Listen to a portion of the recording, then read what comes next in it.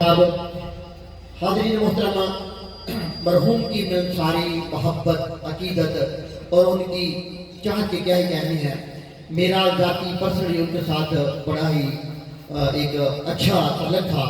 میں جب صبح واک کے لیے نکلا کرتا تھا تو اکثر مرحوم کے ساتھ اسی رستے پر یا چوڑیاں والے رستے میں ملاقات ہوتی تھی، تو جب بھی ملتے تھے تو ان کی محبت کا یہ عالم تھا کہ ہمیشہ کھڑے ہو کے ہاتھ ملاتے، اور اگر گھر کے پاس ملتے تو کہتے تھے قاضی صاحب پہلے آئیں، پہلے آپ کی خدمت کرتے ہیں پھر آگے کرتے ہیں۔ تو میں نے کہنا قاضی صاحب آپ کی یہی بڑی محبت ہے کہ آپ عقیدت سے، محبت سے مسکرا کے ملتے ہیں، آپ کا یہ ملنا ہی میرے لیے خدمت سے بڑھ کر ہے۔ تو مرحوم اکثر مجھے روزانہ تقریباً 15-20 پوسٹیں کیا کرتے تھے، ہر روز ڈیلی۔ آپ کی یعنی کہ انتقال سے ایک دن قبل بھی آپ نے مجھے 15-20 پوسٹیں اپنا دی، اور میں بھی ان کی محبت کے جواب میں اکثر انہیں کچھ نہ کچھ کیا کرتا تھا۔ تو انہوں نے آج سے کچھ 1.5-2 سال قبل مجھے ایک پوسٹ سینڈ کی تھی، جسے میں نے اپنے صفحہ کرتاس پر مرقوم کر لیا، میں نے نوٹ کر لیا۔ آج وہی پوسٹ 2-3 سال پہلے آپ نے مجھے سینڈ کی تھی، میں نے اسے سنبھال کے رکھا تھا۔ شاید آج ان کی محبت کے اظہار کے لیے ہی میں نے نوٹ کر لی تھی کہ کبھی شاید زندگی میں کام آئے، تو ان کی محبت دیکھیے گا کہ ان کی پوسٹ میں ان کی محبت و عقیدت سے کیسے بھول جانا ہو۔ تو آپ نے وہ پوسٹ سینڈ کی تھی، تیری عظمتوں سے ہوں بے خبر، تیری عظمتوں سے ہوں بے خبر، یہ میری نظر کا قصور ہے، تیری عظمتوں سے ہوں بے خبر، یہ میری نظر کا قصور ہے، تیری راہ گزر میں قدم قدم کہیں عرش ہے کہیں دور ہے، یہ بجائے ہے مالک ادون، ہاں میری بندگی کے قصور ہے، یہ خطا ہے میری خطا مگر تیرا نام بھی تو غفور ہے، یہ خطا ہے میری خطا مگر تیرا نام بھی تو غفور ہے، یہ بتا تجھ سے ملوں کہاں، یہ بتا تجھ سے ملوں کہاں، مجھے تجھ سے ملنا ضرور ہے، کہیں دل کی شرط نہ ڈالنا، کہیں دل کی شرط نہ ڈالنا، ابھی دل گناہ سے چور ہے، تو بخش دے میرے سب گناہ، تیری ذات غفور الرحیم ہے۔ حضرات محترم، اس اعتبار کے بعد میں اب خطاب کے لیے دعوت دے رہا ہوں محترم جناب حافظ محمد عمران صاحب کو، وہ تشریف لائیں اور حاضرین کو اپنے مخصوص انداز سے محفوظ فرمائیں۔ محترم جناب حافظ عمران صاحب۔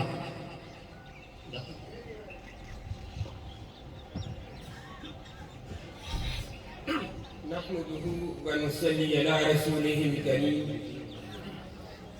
أما بعد، فأعوذ بالله من الشيطان الرجيم، بسم الله الرحمن الرحيم، ولباس التقوى ذلك خير، آمنت بالله صدق الله العظيم، وبلغنا رسوله النبي الكريم، إن الله وملائكته يصلون على النبي، يا أيها الذين آمنوا صلوا عليه وسلموا تسليما، الصلاة والسلام عليك يا سيدي يا رسول الله، وعلى آلك وأصحابك يا حبيب الله، الصلاة والسلام عليك يا سيدي يا رسول الله، وعلى آلك وأصحابك يا سيدي يا حبيب الله۔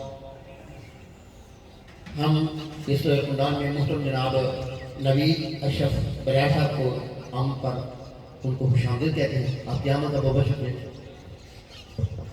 صحن حرم میں جنت کے گلزار کی خوشبو آتی ہے، صحن حرم میں جنت کے گلزار کی خوشبو آتی ہے، ذکر جہاں سرکار کا ہو سرکار کی خوشبو آتی ہے، ذکر جہاں سرکار کا ہو سرکار کی خوشبو آتی ہے، قول و عمل کی سچائی کی اور کہیں تمثیل نہیں، قول و عمل کی سچائی کی اور کہیں تمثیل نہیں، میرے نبی کی باتوں سے کردار کی خوشبو آتی ہے، میرے نبی کی باتوں سے کردار کی خوشبو آتی ہے، دین ایک ایسی عمارت ہے جس میں ہم سب رہتے ہیں۔ دین ایک ایسی عمارت ہے جس میں ہم سب رہتے ہیں۔ دین کے گوشہ گوشہ سے معمار کی خوشبو آتی ہے۔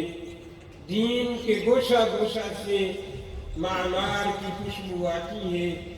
ذکر جہاں سرکار کا ہو سرکار کی خوشبو آتی ہے۔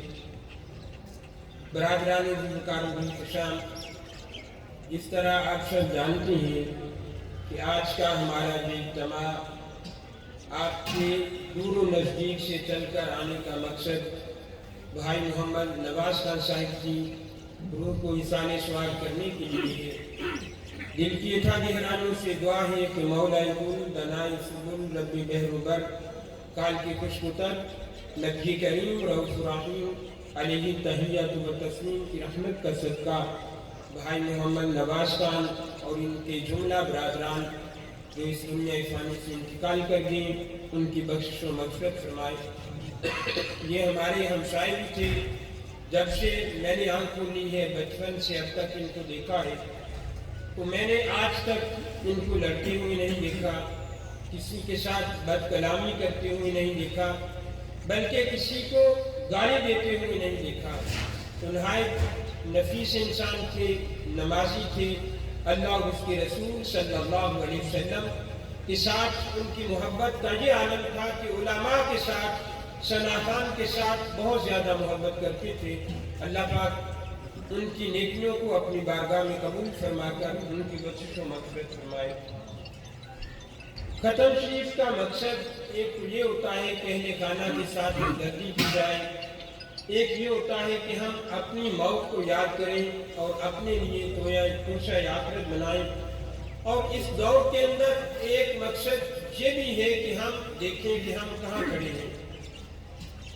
علماء کثرت کے ساتھ موجود ہیں، صرف ایک دو بات عرض کر کے اجازت چاہتا ہوں۔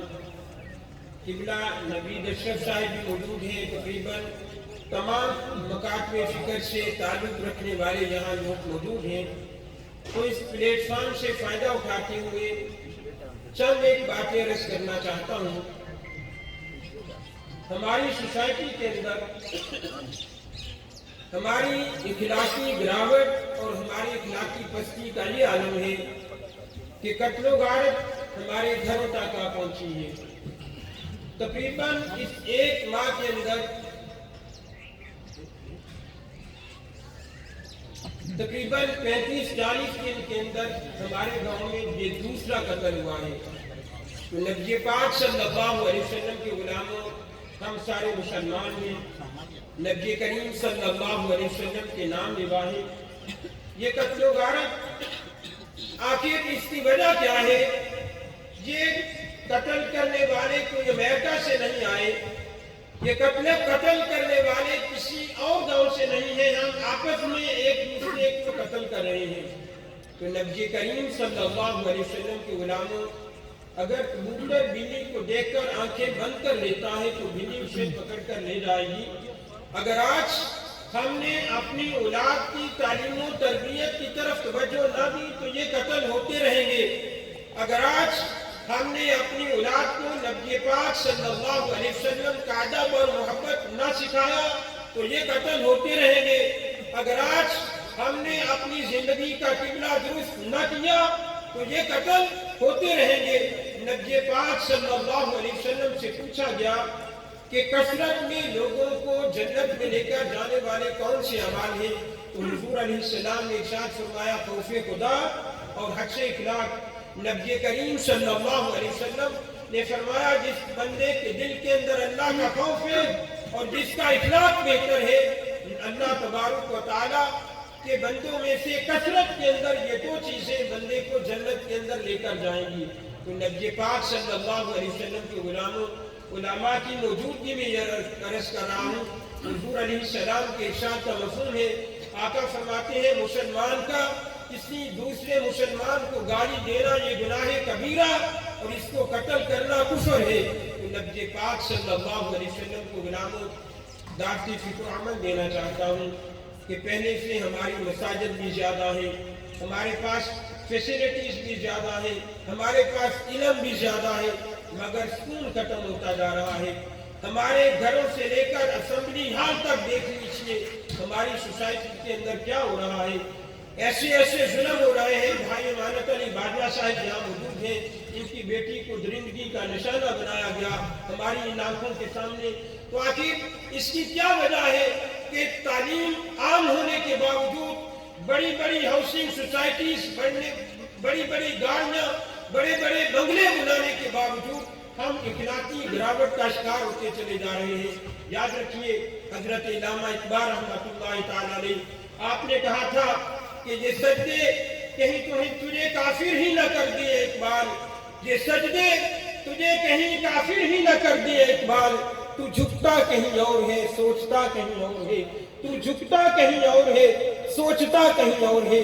नबी पाक सल्लल्लाहु अलैहि वसल्लम के गुलामों आइए दावत फिक्र अमल देना चाहता हूँ। शिकवा जुल्मत शब से बेहतर था कि हम अपने हिस्से की शमा जलाते जाते। यार हम जो कुछ कर सकते हैं वो तो करें, कम से कम अपनी औलाद, अगर बच्चा शाम को घर नहीं आता तो वालिदैन को ये फिक्र होना चाहिए कि मेरा बेटा कहाँ है। अगर बच्चा 10 रुपये शाम को घर लेकर आता है तो वालिदैन को पूछना चाहिए कि ये पैसे कहाँ से आए हैं। अगर हम अपनी औलाद की तरफ तवज्जो नहीं देंगे तो फिर ये मसाइल पैदा होते रहेंगे। अल्लाह तबारक व तआला नबी पाक सल्लल्लाहु अलैहि वसल्लम की रहमत का सदका हमारे न सिर्फ गांव के ऊपर बल्कि हमारे पूरे वतन के ऊपर अल्लाह पाक फजलो करम फरमाए। अल्लाह पाक हमें दीनदार बनाए और दीन को अपने दिल के अंदर जगह देने की, दीन पर अमल करने की। हम दीन को सिर्फ एक इलेक्शन कार्ड के तौर पर या अपनी जात की खातिर इस्तेमाल करते हैं। ये दीन हमारे अंदर नहीं उतर रहा, ये दीन हमारे अंदर तकवा का नूर पैदा नहीं कर रहा, ये दीन हमारे अंदर हिकमत के पौधे नहीं पैदा कर रहा। तो नबी पाक सल्लल्लाहु अलैहि वसल्लम के गुलामों अगर किसी से मोहब्बत करते हो तो अल्लाह की रजा के लिए, अगर किसी के कदम में शामिल होते हो तो अल्लाह की रजा के लिए, अगर किसी से मिलते हो तो अल्लाह की रजा के लिए, अगर किसी के काम आते हो तो ये लालच मत रखो कि ये मेरे भी काम आएगा। अल्लाह की रजा के लिए जब हमारा जिंदगी का उठना बैठना मरना जीना सोना जागना अल्लाह की रजा के लिए हो जाएगा तो फिर इंशाअल्लाह अज़ीज़ अल्लाह तबारक व तआला भी हमारी मदद फरमाएंगे।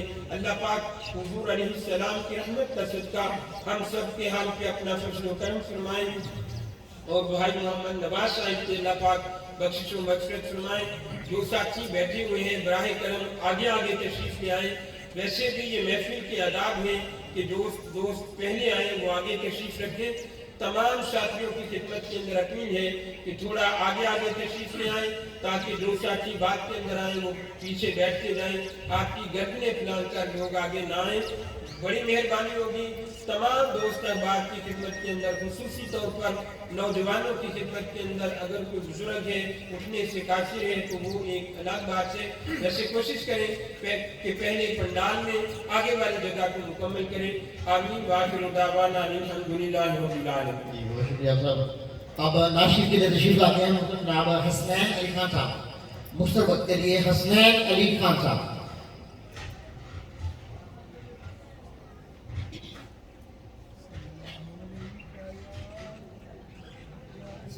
साले साहब की इस नस्ल में हमारे पास अहले सुन्नत माशाल्लाह उभरते हुए खतीब हम मुहतरम हाफिज आज़म जमात साहब को आमद पारों ने खुश आमदीद कहते हैं।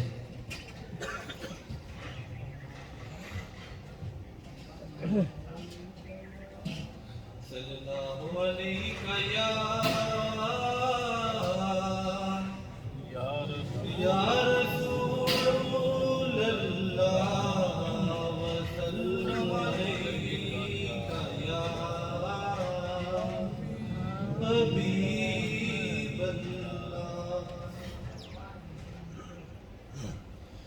सुकून पाया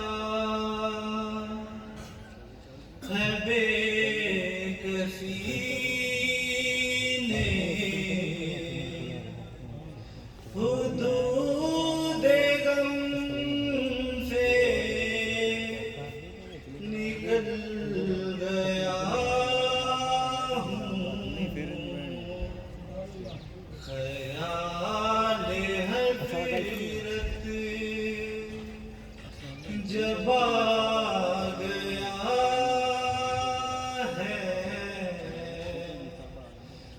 گرتے گرتے سنبھل گیا ہوں، خیال حضرت جب آ گیا ہے تو گرتے گرتے سنبھل گیا ہوں، کبھی میں صبح ازل گیا ہوں، کبھی میں شام ابد گیا ہوں، کبھی میں صبح ازل گیا ہوں، کبھی میں شام ابد گیا ہوں، تلاش جانا میں کتنی منزل خدا ہی جانے نکل گیا ہوں، خیال حضرت جب آ گیا ہے تو گرتے گرتے سنبھل گیا ہوں، اور میرے جنازے پہ رونے والوں فریب میں ہو بغور دیکھو، میرے جنازے پہ رونے والوں فریب میں ہو بغور دیکھو، مرا نہیں ہوں غم نبی میں، لباس ہستی بدل گیا ہوں، خیال حضرت جب آ گیا ہے تو گرتے گرتے سنبھل گیا نائے مال خزانے تیرے تے نائے حسن جوانی تیری، جس دا مال اسے لے جانا تین ایویں حرص بدیری، پرائی شے دا مان کی کرنا جیڑی نہ تیری نہ میری، آج سب کچھ چھڑ چھڑا کے آسان جا ورنا وچ دیری۔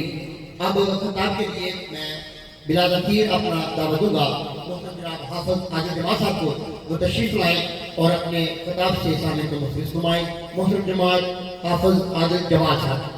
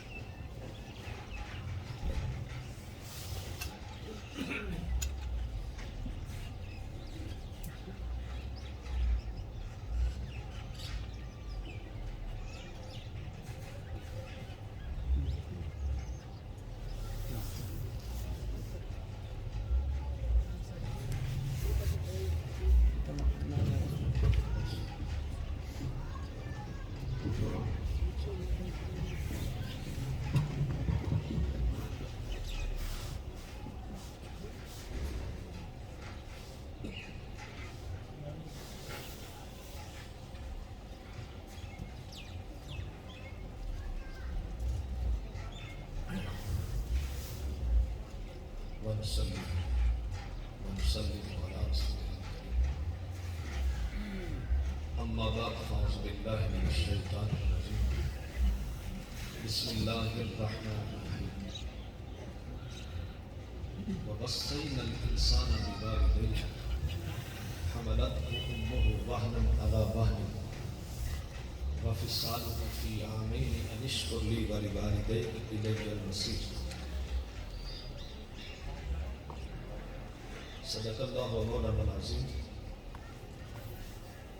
إن الله وملائكته يصلون على النبي يا أيها الذين آمنوا صلوا عليه وسلموا تسليما. صلاة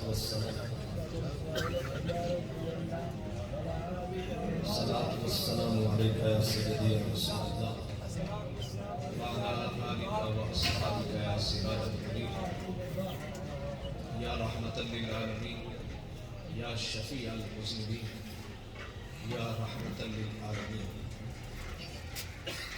تمام حمد و ثنا تعریف و توصیف اللہ رب العزت کی ذات پاک کے لیے ہے جو ساری کائنات کا خالق و مالک ہے. ہم اپنے رب کی طرف سے آئے ہیں, اسی کی طرف لوٹ کر جانا ہے. اس کی حمد و ثنا کے بعد حضور نبی مکرم شفیع معظم وجہ تخلیق کائنات میرے اور آپ کے آقا و مولا حضرت محمد مصطفیٰ صلی اللہ علیہ وسلم کی بارگاہ مقدسہ اپنی محبتوں کا نذرانہ پیش کرنے کے بعد عزت و احترام کے لائق سامعین و ناظرین, السلام علیکم ورحمۃ اللہ وبرکاتہ. محترم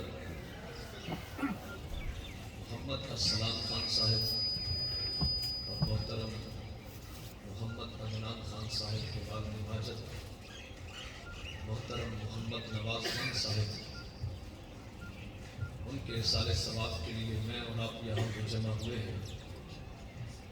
اللہ تعالی مرحوم کی بخشش و مغفرت فرمائے اور ان کے درجات کو بلند فرمائے.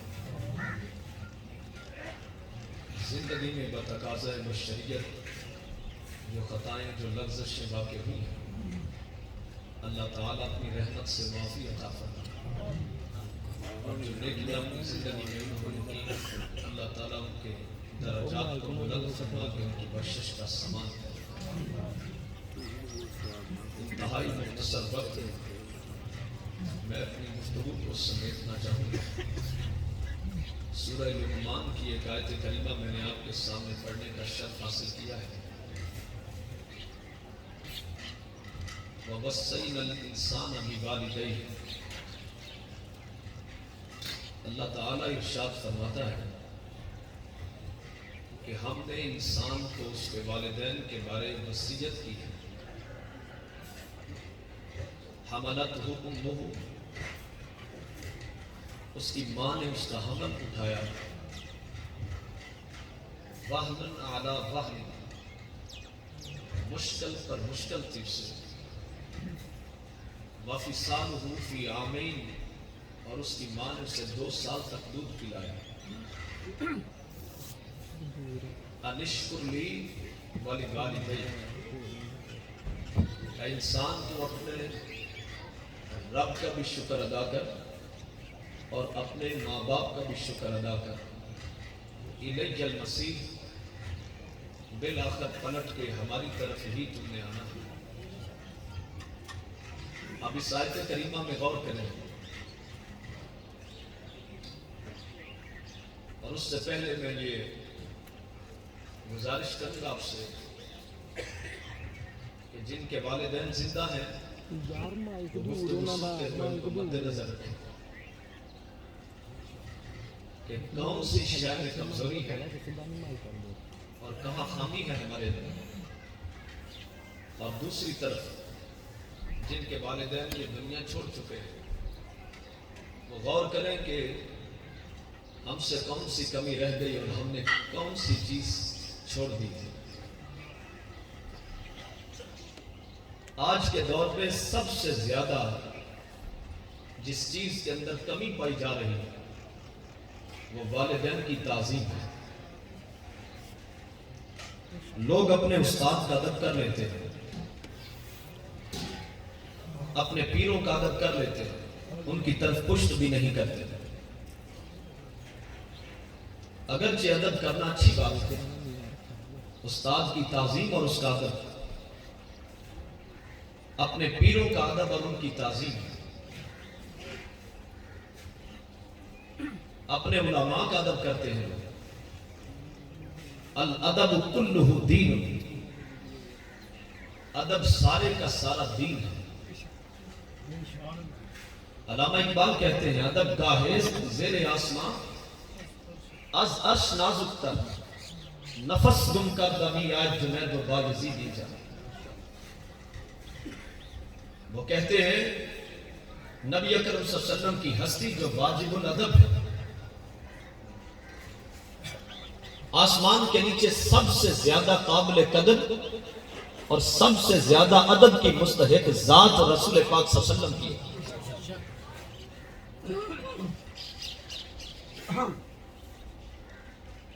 اور فرماتے ہیں یہ وہ بارگاہ عظیم ہے کہ جہاں جنید اور باجزید جیسے اللہ کے ولی آتے ہیں تو اپنی سانسوں کو روک کے آتے ہیں۔ اور ایک اور مقام پہ کہتے ہیں دی سراپا سوختن اندر طلب، انتہائش عشق آغازش ادب۔ وہ کہتے ہیں کہ تم کیا پوچھتے ہو کہ ادب کس کو کہتے ہیں؟ وہ کہتے ہیں سر سے لے کر پاؤں تک رسول پاک صلی اللہ علیہ وسلم کی محبت میں جل جانے کا نام دین ہے، اور اس کا آغاز ادب سے ہوتا ہے، انتہا عشق پہ ہوتا ہے۔ آج ادب کی کمی ہے، لیکن دوسرا رخ اس کا یہ ہے کہ ہر کسی کا ادب لوگ کر لیتے۔ میں نے دیکھا ہے لوگوں کو کہ پیروں کی طرف پشت بھی نہیں کرتے، جب اپنے پیر کے پاس سے اٹھیں گے ہاتھ باندھ کر ان کی طرف رخ کریں گے اور دروازے سے گزر جائیں گے۔ میں ادب کے خلاف نہیں ہوں، ادب جتنا ہو سکے تو کرے، ادب تو دین کا نام ہے۔ علماء کا لوگ ادب کرتے ہیں، ان کے ہاتھوں کو بوسہ دیتے ہیں، حتیٰ کہ مزارات پہ جاتے ہیں ان کی چوکھٹ کو بوسہ دیتے ہیں، ان کے دروازے اور دہلیز پر لگی ہوئی خاک کو ہاتھ لگا کر چوم لیتے ہیں۔ میں ادب کا مخالف نہیں ہوں، نہ اس کا منکر ہوں۔ سوال یہ ہے کہ آج کے دور میں جو سلوک اور جو تعلق ادب کا علماء کے ساتھ ہے، جو پیروں کے ساتھ ہے، جو استادوں کے ساتھ ہے، جو مزارات کے ساتھ ہے، بتاؤ اتنا ادب اس کا 10واں حصہ اپنے ماں باپ کے ساتھ ہے؟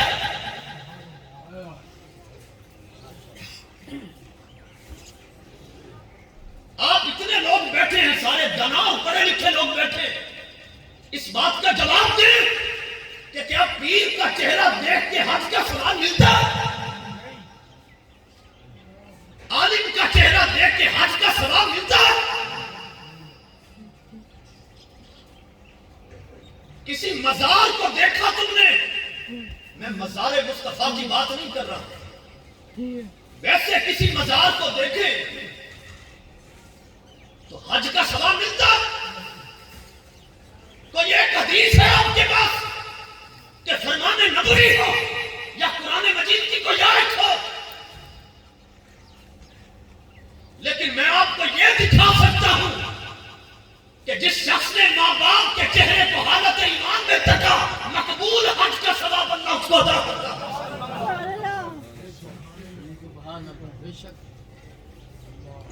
یہ میں کھول کر آپ کو پورے انشراح صدر سے بات کر رہا ہوں۔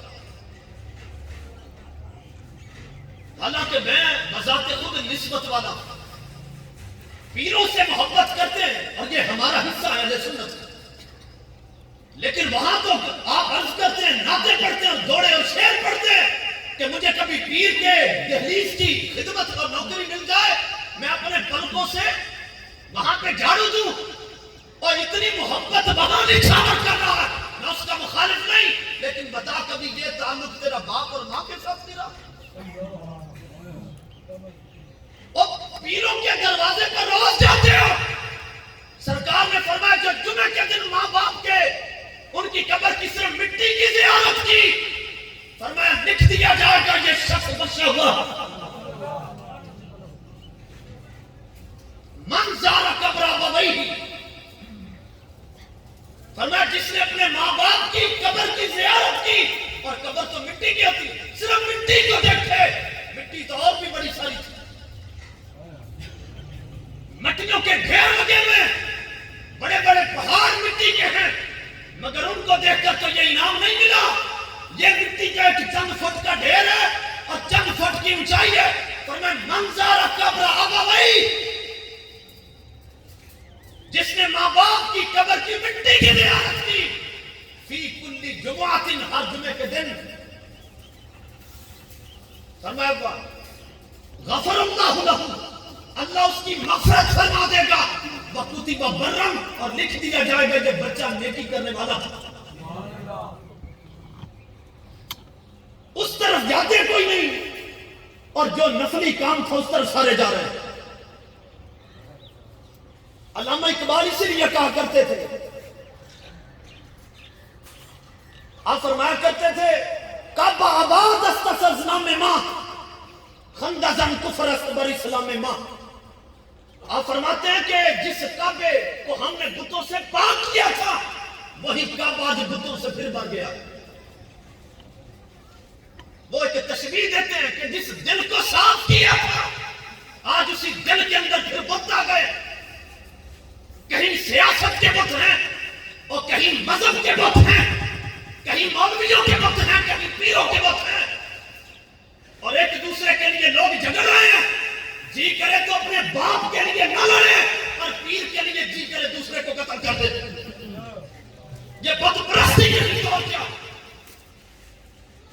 میرے پیر کو کوئی گالی دے تو میں برداشت نہیں کرتا، اور صبح شام اپنے ماں باپ کو گالیاں دلواتا رہتا ہوں. وہ کہتے ہیں حالت یہ ہو چکی ہے ان لوگوں کی کہ اب کافر بھی دیکھتے ہیں نا تو مسکراتے ہیں کہ لے گئے تسلیس کے فرزند میراث خلیل، خشت بنیاد کلیسا بن گئی خاک حجاز. اقبال کہتے ہیں وہ جو مسلمانوں کی تہذیب اور ثقافت تھی اور جو مسلمانوں کے اخلاق اور آداب تھے، اٹھا کے کافر لے گئے، اور کافروں کا غم تھا وہ ایشیا والوں نے وصول کر دیا. بے حیائی ان کا خاصا تھا، وہ آج مسلمانوں میں آئی. قتل و غارت ان کا حصہ تھا، وہ آج ہمارے اندر آ گئی. زنا کاری ان کی تھی، شراب ان کا حصہ تھا، اور رشوت اور سود کے ان کے کاروبار تھے. لیکن انہوں نے مسلمانوں کے دین کو پڑھ کر وہ ہدایت پا گئے، اور یہ دین پڑھ کر بھی بے دین رہے. لے گئے تسلیس کے فرزند میراث خلیل، وہ جو دین کا اصل ورثہ تھا وہ لے گئے. ہمارے پاس کیا، میں نے داڑھی رکھی ہے، سر پہ ٹوپی پہنی ہے، مجھے کہا گیا کہ آپ تقریر کریں، میں تقریر کر رہا ہوں، تو میرا جو طریقہ غریب کے ختم پر تقریر کا ہے نا، وہ امیر کے ختم پر نہیں ہوتا. حالانکہ عالم دین یہ لوگوں کا نوکر نہیں ہوتا، یہ مصطفیٰ کے دین کا وارث ہوتا ہے. اور حضور کے دین کا جو وارث ہوتا ہے اس کے آگے امیر غریب کوئی نہیں ہوتا. سرکار کا دین ہے، وہ کسی کا لحاظ نہیں کرتا ہے. بات کھول کر کرو، اس میں امیر آئے یا غریب آئے، وہ حضور کا جو فرمان ہے اس کے آگے سب نے گردن جھکانی ہے. اور میں یہاں پر بیٹھ کر 1.5 گھنٹہ صرف تعریفوں میں لگا دوں، نظر سب کو آتا ہے کہ یہ خوشامد کر رہا، نظر سب کو آتا ہے یہ تعریف کرتا. اور حضرت مقداد بن اسود کہتے ہیں سرکار کی حدیث ہے، اذا رأیتم المداحین فاحثوا فی وجوہہم التراب، فرمایا کسی عالم کو دیکھو جب خوشامد کرتا ہے اس کے منہ میں مٹی ڈالو، اس کو توجہ نہ دو. آپ کیا سمجھتے ہیں وہ نیچے بیٹھے ہیں تو آپ سے ہی ساری پوچھ گچھ ہونی ہے؟ میں کرسی پہ بیٹھ کر تقریر کر رہا ہوں، مجھ سے پوچھا نہیں جا رہا. سرکار کی حدیث سناؤں آپ کو. اور یہ اسٹیج والوں کے لیے بھی، خاص طور پر علماء کے لیے ہے. سرکار نے فرمایا ما من عبد یکتم خطبۃ سائلہ اللہ عنہا ما اراد بہا، فرمایا جو بندہ بھی خطاب کرتا ہے قیامت کے دن اتنی دیر تک بخشا نہیں جائے گا جب تک کہ اس سے پوچھ نہ لیا جائے تم نے فلاں جگہ پر تقریر کی تھی، تیری تقریر کا مقصد کیا ہے؟ لوگ آسان سمجھتے ہیں خطاب کرنا. کوئی اس کی نقل اتار لیتا، کوئی اس کی، کوئی ادھر سے واقعہ رٹا، کسی نے ادھر سے بات کی. حضور کی امت لٹ رہی ہے اور تم نے امت کو دیکھ کیا رہے. اور یہ قوم اس وقت بیمار ہے اور خطاب کرنے والا حکیم ہوتا ہے. حکیم وہ ہوتا ہے جو شکل دیکھ کے نبض پکڑے بغیر بھی علاج کرنے کا ڈر ہوتا ہے.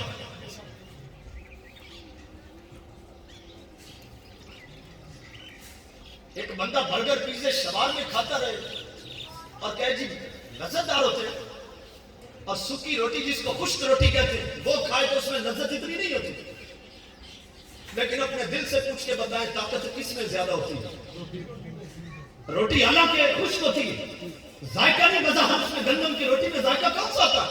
خشک روٹی وہ کھاتے ہیں، کہتے ہیں جی میں نے نہیں کھانی، اس میں لذت نہیں. برگر پیزے شوال میں کھائے تو اس میں لذت زیادہ ہوتی ہے. تو وہ کہے کہ میں صرف یہی کھاؤں گا. پھر وہ 4 دن کھائے گا، 5ویں دن وہ برگر اس کو کھا جائے گا. اگرچہ اور چسکا زیادہ برگر پیزے اور شوال میں ہے، مگر جسم کو قوت روٹی سے ملتی ہے.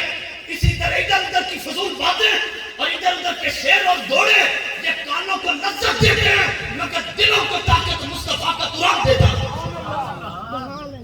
اور مصطفیٰ کی حدیث دیتی ہے. آپ پڑھیں لوگ زندہ ہو جائیں. قدر کیوں نہیں رہی علماء کی؟ میں علماء ربانیین کی بات نہیں کر رہا. قدر اس لیے نہیں رہی، انہوں نے علم حاصل کیا، دنیا داروں کے سامنے جھک گئے. اور یہ دیکھو یہ کرسی کس کی ہے؟ تو یہاں بن کے کیا بیٹھا یہاں پر؟ حضور کا وارث ہے.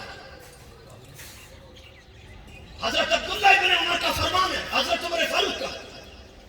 سنن دارمی کے اندر روایت موجود ہے، کہتے ہیں ذلت العالم، عالم دین کے پھسل جانے کی وجہ سے اسلام پر زوال آتا ہے. یہدم الاسلام ثلاث، 3 وجہ سے اسلام پر زوال آتا ہے. سب سے پہلی وجہ ذلت العالم، عالم اگر پھسل جائے تو زوال آتا ہے. اور پھسلتا کیسے؟ سچی بات ہی نہ کرے تو پھسل گیا. چودھری صاحب سامنے بیٹھے، خان صاحب سامنے بیٹھے، ملک راجے مہاراجے سامنے بیٹھے، تقریر بدل دی میں نے، تو پھر پھسل گیا کہ نہیں؟ بولیے ناراض تو نہیں ہو رہے میری ایسی باتوں سے؟ بولیے علاج اسی میں ہے. حضرت امام حسن بصری سے کسی نے پوچھا آپ کبھی متاثر ہوئے کسی بات سے؟ فرمانے لگے ایک نوجوان کی بات سے آج تک متاثر. کہا وہ کیا؟ کہا میں مسجد کے دروازے پہ کھڑا تھا اور بارش ہو رہی تھی اور ایک جوان کیچڑ میں لڑکھڑاتا ہوا آ رہا، مستی میں چل رہا تھا. تو میں نے اس کو آواز دے کے کہا جوان سنبھل کے چلو کہیں گر نہ جانا. تو اس نے میری طرف مڑ کے دیکھا، کہنے لگا حضرت میری فکر چھوڑیں اپنی کرے، میں گرا تو تنہا گروں گا، آپ گر گئے تو آپ کے ساتھ ساری قوم گر جائے.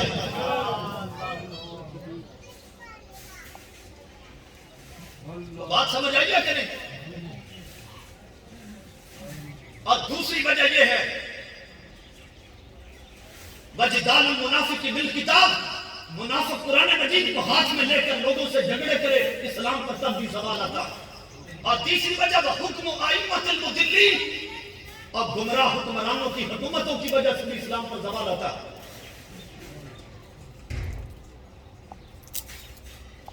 جانا کس طرف تھا؟ جا کس طرف کو رہے. اب دیکھیں جتنے لوگ یہاں بیٹھے ہیں قابل عزت ہیں، مجھے ان کے عزت والا ہونے میں شک نہیں، مسلمان ہیں قابل عزت، لیکن ماں باپ کی کتنی قدر کی. میں صرف کمپیریزن کر رہا ہوں کہ ایک طرف اپنے پیر رکھ لیں، ایک طرف ماں باپ رکھ لیں. اقبال کہتے ہیں پیر ہاں از بیاض مرشدم صخرہ بہرے کو دکانے کو صدم. وہ کہتے ہیں جس کو تو پیر کہتا ہے یہ تقوی اور بزرگی اور تہجدوں کی وجہ سے بزرگ نہیں ہوا، یہ چٹے بھال آئے تھے تو بزرگ بن گیا. اور جو اصل پیر ہیں ان کی تو کیا بات ہے. میں خود نسبت والا حضور غوث اعظم کا مرید ہوں. وہ کہتے ہیں ان کا حالت یہ ہے کہ بامریدہ روز و شب اندر سفر ضرورت ہائے منت بے خبر. وہ کہتے ہیں ان کی حالت یہ ہے صبح شام مریدوں کے گھر کے چکر لگاتے اور زمانے اور ملت کی ضرورت سے بے خبر. اب بتائیں یہ چونکہ وقت اتنا متحمل نہیں ہے کہ میں اس گفتگو کو لے کر چلوں. جو آیت پڑھی تھی اس پہ آئے اس کے آخری جملے پر اللہ تعالیٰ نے فرمایا نشکر لی ولوالدیک، اے انسان میرا بھی شکر ادا کر اور اپنے ماں باپ کا بھی کر. اللہ کا اس لیے کرنا ہے کہ جس نے عدم سے وجود بخشا، کہ جب انسان کچھ نہیں تھا تو اس نے اس کو انسان بنا دیا. لیکن انسان بنا تو دنیا پر آنے کا سبب کون بنے؟ بولیے. ماں باپ. اللہ نے روح ڈالی اور جسم ماں باپ کی وجہ سے بنا، اور جسم تدریجاً بنتا. پہلے نطفہ ہے، پھر علقہ ہے، پھر مضغہ ہے، پھر ہڈیاں آئیں، پھر گوشت آیا، پھر پیدائش ہوئی، پھر اس کا پالنا شروع ہو گیا، پلتے پلتے پرورش ہوئی اور بڑا ہو گیا. یہ جسم ماں باپ کی وجہ سے تعمیر ہوتا ہے اور روح اللہ کی طرف سے آتی ہے. انسان کے پھر وجود کتنے ہوئے؟ بولیے. ایک جسم ہے، روح ہے. جسم مٹی سے تیار ہوتا ہے اور روح اللہ کا عمل ہے. روح کس کا عمل ہے؟ اللہ کا. ماں باپ نے خوراک کھائی، خوراک مٹی سے پیدا ہوتی، وہ خوراک کھائی، وہ جسم میں خوراک بننے لگی. پھر اسی خوراک سے نطفہ پیدا ہوا، وہی نطفہ باپ کی طرف سے رحم مادر میں آیا. پھر وہیں سے انسان کی تخلیق کا وہ زائگوٹ بنا، ایمبریو بنا، پھر اس سے اس کی تخلیق کرنی شروع ہو گئی. پھر انسان پیدا ہو گیا. یہ جسم ماں باپ کی وجہ سے بنا اور مٹی سے بنا، اور بالآخر انسان مرنے کے بعد مٹی میں چلا جاتا ہے. روح کہاں سے آئی؟ اللہ ادھر نہیں ہے، وہ سمت سے پاک ہے. اینما تولوا فثم وجہ اللہ. تم جہاں بھی چہرہ کرو گے اللہ کی ذات ہوگا. جدھر جدھر دیکھو، جگ میں آ کر ادھر ادھر دیکھا تو ہی نظر آیا. جدھر دیکھا خدا تو ہر طرف ہے. کسی شے نے خدا کو قید نہیں کیا، لیکن روح کس کی طرف سے آئی؟ اللہ کی طرف سے آئی. جسم چونکہ مٹی سے پیدا ہوا، آخری بات ہے، جسم پیدا ہوا مٹی سے، تو اللہ تعالیٰ نے اس کی خوراک بھی مٹی میں رکھی. ایسا یہ کہ روح آئی تھی آسمانوں سے، اللہ کی طرف سے آئی، تو اس کی خوراک اللہ نے زمین پر نہیں رکھی. یہ جسم ہے، خوراک کھاتا ہے، پانی پیتا ہے تو زندہ رہتا ہے، نہ کھائیں تو جسم مر جاتا. لیکن ایک روح ہے، روح کی خوراک کہاں ہے؟ وہ کدھر گئی ہے؟ جسم کو موٹے کر لیے، تگڑے کر لیے خوراک کھا کھا کے. روح ہے تو اندر مر گئی. جسم کی خوراک مٹی سے پیدا ہوا تھا، مٹی میں رکھی. روح آئی تھی اللہ کی طرف سے، اس کی خوراک بھی اللہ ہی کی طرف سے ہے. اور وہ کیا ہے؟ وہ اللہ کا ذکر ہے، وہ اللہ کی یاد ہے، وہ مصطفیٰ کی محبت ہے، وہ قرآن مجید سے رشتہ ہے. اور وہ ٹوٹ چکا. اپنے دل سے پوچھ کر بتائیں کسی مذہب نے جس یورپ کی لوگ بڑی بات کرتے ہیں اور جس نے ذرا فریش ہونا وہ یورپ چلا جاتا ہے. حالانکہ علامہ اقبال جب یورپ سے آئے تو کسی نے کہا متاثر ہوئے یورپ سے، واپس آ کے کہتا خیرہ نہ کر سکا مجھے جل پائے دانش فلک، سرما تھا میری آنکھ میں خاک مدینہ ہو جا. کہا مجھے یورپ کیسے متاثر کر سکتا تھا، میری آنکھوں کے اندر جو سرما لگا تھا محبت رسول کا. جہاں فجر پڑی ہے، جتنے آئے ہیں میں نہیں کہتا ہاتھ کھڑے کریں، اپنے گریبان میں جان کر دیکھیں اگر فجر نہیں پڑی تو یہ گھر کس کا تھا؟ مسلمانوں کا گھر تھا. فجر نہیں پڑی تو کیوں نہیں پڑی؟ اگر صبح قرآن نہیں کھلا تو پھر کیوں نہیں کھلا؟ یہ مسلمانوں کا گھر تھا. اور اقبال کہتا ہے زمستانی ہواؤں میں تھی گو شمشیر کی تیزی، چھوٹے نہ کبھی لندن میں بھی مجھ سے عذاب سہارے. وہ کہتا ہے لندن جہاں پہ 6 مہینے سورج ہی نہیں چڑھتا، اتنی ٹھنڈی ہوائیں چلتی تھی جیسے تلوار پھاڑ کے رکھ دیتی ہے بندے کو. کہتے ایسے وہ ہوائیں چلتی تھی جو پھاڑ کے رکھ دیتی، لیکن میرے تہجد لندن میں بھی کبھی قضا نہیں. یہ ان کا حال تھا.